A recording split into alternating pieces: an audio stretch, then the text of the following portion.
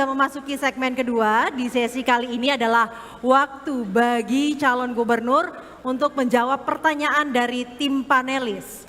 Pertanyaan tersebut tentunya ya sesuai dengan tema besar malam hari ini dan sudah terbagi dalam 8 subtema. Yang pertama adalah budaya dan birokrasi modern. Berikutnya adalah inovasi tata kelola pemerintahan. Pelayanan publik transparan, inklusif dan berkeadilan. Partisipasi publik dan pemberdayaan masyarakat. Kemudian harmonisasi produk hukum daerah dan meaningful participation. Optimalisasi kewenangan melalui komunikasi dengan pemerintah pusat dan daerah. Kemudian tata kelola yang menghargai dan melindungi keberagaman. Dan yang terakhir Bapak Ibu hadirin dan pemirsa, mitigasi bencana dan bantuan sosial yang berkeadilan. Di mana Bapak Ibu hadirin dan pemirsa pada segmen 2 ini calon gubernur akan menjawab pertanyaan dari tim panelis. Kami akan menjelaskan mekanismenya terlebih dahulu. Di mana nanti calon gubernur dan wakil gubernur kami persilakan untuk mendekat ke meja fishbowl. Di mana nanti calon gubernur akan mengambil bola pada kode subtema. Kemudian untuk calon wakil gubernur akan mengambil bola kode soal atau kode huruf, dan nanti setelah mengambil bola kami persilakan untuk bisa mengangkat secara bersama-sama menunjukkan kepada hadirin dan pemirsa, dan di mana nantinya dari nomor subtema dan kode pertanyaan akan kami bacakan sesuai yang dipilih. Dan untuk itu nantinya setelah mengambil kami persilakan untuk calon gubernur berada di podium dan calon wakil gubernur Jawa Timur untuk berkenan kembali ke tempat. Dan tentunya untuk pertanyaan hanya 1 kali kami bacakan, untuk itu mohon disimak dengan seksama. Baik, dan sebelum kita mulai sesi menjawab pertanyaan oleh calon gubernur, kami ingatkan kembali kepada pendukung pasangan calon untuk tetap tenang selama para calon gubernur ini memberikan jawaban mereka dan saling memberikan tanggapan untuk saling menghargai, untuk saling menghormati dan jawabannya dapat terdengar dengan jelas oleh kita bersama. Dan untuk itu saya akan mengundang para calon gubernur terlebih dahulu untuk maju. Ibu ke podium masing-masing. Ibu silahkan maju ke podium. Baik, silahkan Ibu maju ke podium. Baik. Dan kesempatan pertama akan kami berikan kepada calon gubernur nomor urut 3. Untuk itu calon gubernur nomor urut 3 dan juga cawagupnya mendekat ke meja fishbowl. Calon gubernur mengambil bola yang berisi subtema, kemudian calon wakil gubernur mengambil bola yang berisi kode pertanyaan. Silahkan. Baik. Setelah diambil bersama-sama ya, Ibu dan Bapak untuk ditunjukkan kepada kami semua. Baik, nomor 6 dan kode A. Terima kasih, silakan ditaruh di fishbowl yang kosong kepada calon gubernur untuk kembali ke podium dan calon wakil gubernur untuk kembali duduk. Soalnya adalah 6A. Ya. Baik, 6A kami akan bantu untuk mengambilkan. Baik. Bapak Ibu hadirin. Dapat terlihat ya Bapak Ibu hadirin dan juga para calon gubernur bahwa masih tersegel, ini artinya masih terjaga kerahasiaannya dan akan kami buka. Izin untuk membuka Bapak Ibu dan kami persilakan untuk bisa didengarkan bersama. Baik. Soal yang didapat. Kami akan kembali mengingatkan hanya 1 kali ya Ibu, akan saya bacakan soal 6A, komunikasi dan koordinasi antara provinsi dengan pemerintah pusat sangat penting untuk memperjuangkan kepentingan daerah. Menurut Undang-Undang Pemda, penerbitan izin dan pemanfaatan ruang laut di bawah 2 mil adalah kewenangan provinsi. Namun, menurut Peraturan Menteri Nomor 28 Tahun 2021, persetujuan kegiatan berusaha sekaligus PNBP-nya merupakan wewenang Menteri. Pertanyaannya Ibu, strategi apa yang akan paslon lakukan dalam menghadapi permasalahan tersebut? Waktu untuk menjawab 1,5 menit dan akan dimulai waktunya saat Ibu berbicara, silahkan. Sebetulnya kalau kita lihat nilai tawar nelayan itu cukup rendah di Jawa Timur. Karena itu kalau saya insya Allah kalau diberikan amanah oleh rakyat Jawa Timur, maka saya tidak akan menarik PNBP untuk nelayan.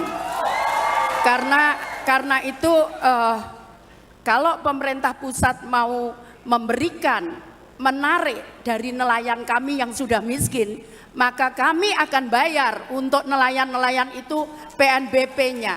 Kami akan berikan fasilitasi untuk para nelayan supaya nilai tawar nelayan lebih tinggi, sehingga mereka tidak perlu direpotkan dengan membayar yang sebetulnya tidak terlalu besar. Jadi karena itu menurut saya mana mungkin ikan bisa pergi diatur jalannya. Jadi karena itu yang kita lakukan adalah bagaimana memberikan insentif untuk para nelayan ini sehingga mereka keluar dari kemiskinan. Terima kasih. Baik, waktu masih ada Ibu, sudah cukup. Terima kasih. Baik, waktu sudah cukup.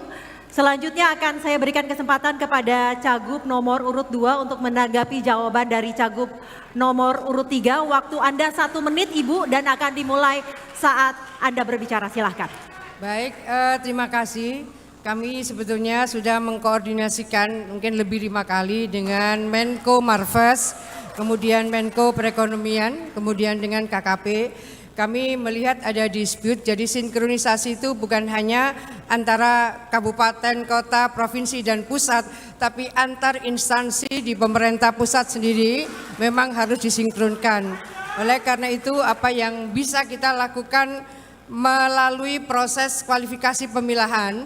Jadi kalau memang ini adalah mereka masuk kategori usaha besar, maka mereka justru harus memberikan cross subsidi terhadap nelayan-nelayan kita, dan terutama mereka yang memiliki kapal di atas 30 gross ton. Mereka harus mendapatkan perlindungan, dan pola-pola yang bisa kita lakukan kembali menyinkronkan antara pemerintah pusat sendiri, kemudian dengan provinsi dan dengan kabupaten kota, karena pada dasarnya nelayan ini lebih fokus pada di kabupaten Baik Ibu, kota. waktu telah habis. Terima kasih, dan selanjutnya akan saya berikan kesempatan untuk Cagup nomor urut 1 memberikan tanggapan terhadap jawaban yang tadi telah diberikan oleh Cagup nomor urut 3. Waktu Anda 1 menit Ibu dan akan dimulai saat Anda berbicara. Iya, terima kasih. Kementerian KKP itu adalah mitra saya ketika saya di DPR RI. Jadi insya Allah saya tidak punya hambatan untuk mengadvokasi kepentingan nelayan yang ada di Jawa Timur. Yang pertama yang harus kita bedakan adalah kalau nelayan ini memiliki kapal yang ada di bawah 30 gross ton, maka sebenarnya itu perlu direvisi peraturan. Dan bukan tidak mungkin kalau kemudian kalau kita komunikasikan bahwa kita harus memberikan daya dukung dan pelindungan kepada nelayan-nelayan kecil, apalagi kepada nelayan gurem, maka itu penting untuk kita lakukan. Nah yang kedua tentu harus kemudian diatur kembali karena ada ruang laut yang menggunakan kapal di atas 30, apalagi yang kemudian 100 gross ton, maka itu tentu harus diberlakukan PNBP. Hanya saja kemudian siapa yang kemudian harus menarik dan menikmatin, maka ini yang kemudian harus dinegosiasikan. Karena menurut kita, karena fungsi pelindungan nelayan kecil itu ada di pemerintah provinsi, maka sepatutnya itu juga diberikan kewenangan kepada pemerintah provinsi. Baik, waktu masih ada? Sudah cukup? Baik, waktu telah cukup. Kami mohon tenang para pendukung karena kami akan memberikan kembali waktu kepada Cagup nomor urut 3 merespon tanggapan dari Cagup nomor urut 2 dan 1. Waktu Anda sama 1 menit dimulai saat Anda berbicara Ibu, silahkan. Terima kasih. Bagi kita, saya dan Gosan, kesejahteraan masyarakat miskin itu nelayan, petani itu lebih utama dibandingkan kami harus menarik untuk mereka. Maka pemerintah provinsi akan bayar itu ke pemerintah pusat kalau memang itu dibutuhkan, karena sebetulnya nilai yang ada itu sangat kecil sekali. Jadi apa salahnya kemudian kita memberikan insentif kepada para nelayan untuk mereka bisa hidup lebih sejahtera dan lebih baik lagi. Baik, sudah cukup Ibu, waktunya masih ada 20 detik, cukup. Baik, terima kasih atas jawaban dan juga tanggapannya, dan selanjutnya. Baiklah Bapak Ibu hadirin dan pemirsa, kita akan beralih ke calon gubernur nomor urut 1 untuk kami persilakan lebih dahulu mengambil bola subtema dan calon wakil gubernur nomor urut 1 untuk mengambil dari kode soal ataupun huruf. Kami persilakan untuk kemudian bersama-sama untuk mengambil dan kemudian diarahkan ke hadirin dan pemirsa. Silakan, boleh disebutkan juga untuk nomor, subtema dan huruf.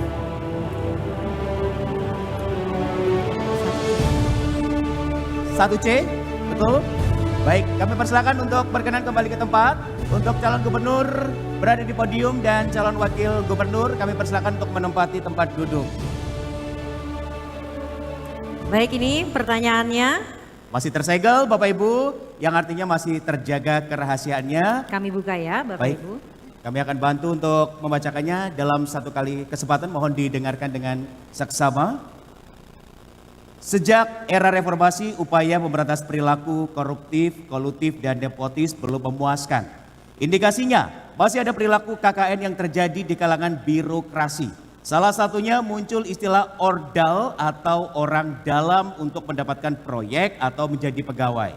Pertanyaannya adalah, apa kebijakan paslon yang akan diterapkan untuk mengatasi masalah tersebut? Silakan, waktu Anda menjawab pertanyaan adalah 1 menit 30 detik dimulai dari Anda berbicara. Ya, terima kasih. Esensi dari birokrasi itu kan melayani dan tentu juga harus memastikan bahwa birokrasi itu bebas korupsi. Oleh karena itu semangat reformasi yang selalu saya bawa, di mana saya memang menjadi bagian penting dari gerakan reformasi, adalah memastikan bahwa birokrasi di Jawa Timur tidak ada kolusi, tidak ada nepotisme, dan juga tidak ada korupsi. Maka digitalisasi birokrasi itu adalah salah satu hal yang tidak bisa kita hindarkan. Memastikan bahwa semua proses-proses rekrutmen kemudian juga penghargaan harus dilakukan dengan transparan dan juga objektif, termasuk juga memastikan adanya penilaian yang menggunakan kekuatan teknologi dan digital. Termasuk kita juga ingin memastikan bahwa kita mengundang lapisan masyarakat untuk bisa turut mengawasi kinerja pemerintah Provinsi Jawa Timur. Kita tidak boleh alergi dengan ada yang kritik, tidak boleh ada alergi dengan masukan dan juga saran dari seluruh lapisan masyarakat. Dengan begitu maka kita bisa melakukan pengawasan internal, di sisi lain kita juga bisa mengundang partisipasi masyarakat luas untuk bisa mencegah adanya nepotisme yang bisa saja terjadi melalui orang-orang dalam. Saya pastikan karena anak saya hanya satu dan dia juga tidak suka dengan pemerintahan, maka semuanya akan aman di bawah kepemimpinan saya. Waktu masih tersisa? Ya. Cukup? Baik, waktu dicukupkan. Kemudian kita beralih ke Cagup nomor urut 3. Silakan Anda menanggapi jawaban dari Cagup nomor urut 1. Waktu Anda 1 menit dimulai dari Anda berbicara. Silakan. Ya, pada tahun 2002 saya menjadi Kabag Bina Pembangunan Surabaya. Saat itu saya menciptakan elektronik procurement dan e-budgeting yang pertama di Indonesia. Dan kemudian digunakan oleh pemerintah Indonesia 10 tahun setelah itu.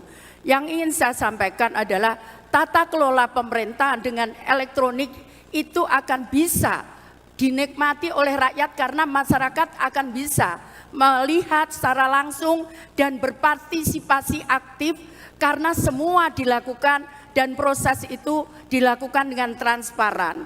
Karena itu pengelolaan tata kelola yang inovatif dan tata kelola yang dengan penggunaan teknologi, meskipun saya tahu bahwa ada beberapa daerah yang belum kita bisa melatih itu.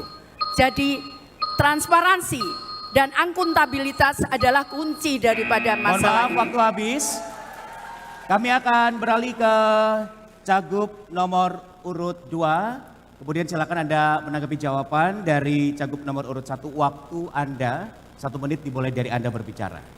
Baik, terima kasih. Sejak kami bersama Mas Emil mendapat mandat sebagai Gubernur dan Wagub Jawa Timur, kami sudah mencanangkan cetar, cepat, efektif, efisien, tanggap, transparan, accountable, dan responsif. Ini menjadi bagian penting untuk kemudian kita breakdown dalam SPBE, sistem pemerintahan berbasis elektronik, dan kami mendapatkan penghargaan satu-satunya Pemprov yang dapat SPBE dari Kemenpan RB. Ini menjadi penting bagaimana transparansi kita lakukan, digital ekosistem kita lakukan dalam rekrutmen BUMD, rekrutmen di setiap kepala-kepala dinas, UPT, dan seterusnya.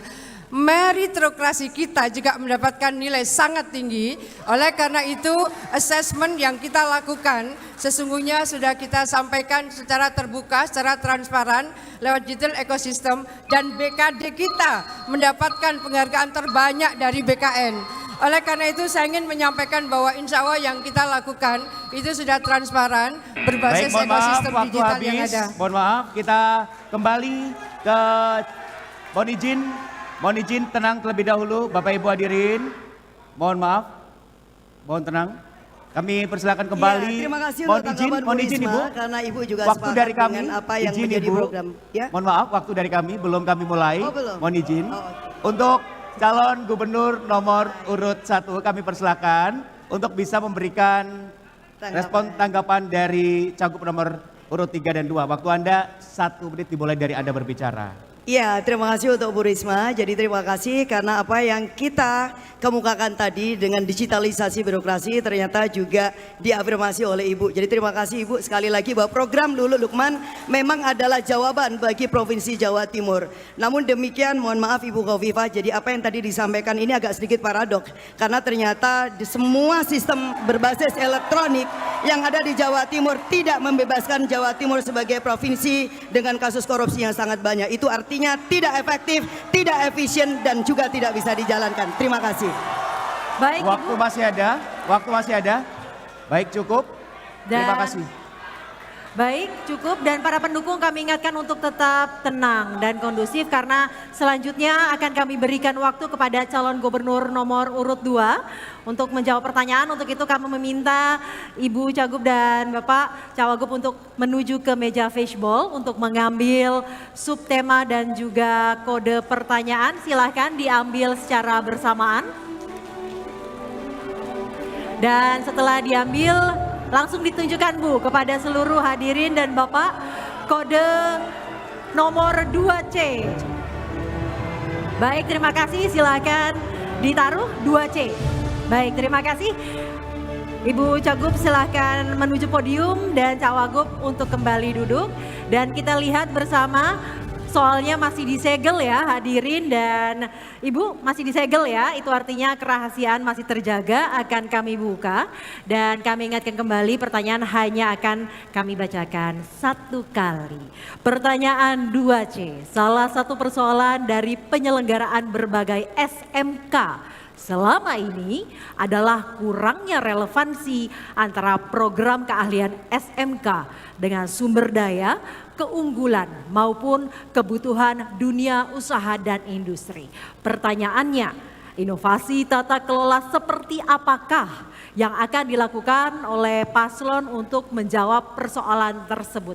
Waktu Anda menjawab 1 menit 30 detik dimulai saat Anda berbicara, silakan. Baik, terima kasih. Ini penting untuk kita mencari solusi bersama bagaimana teaching industry.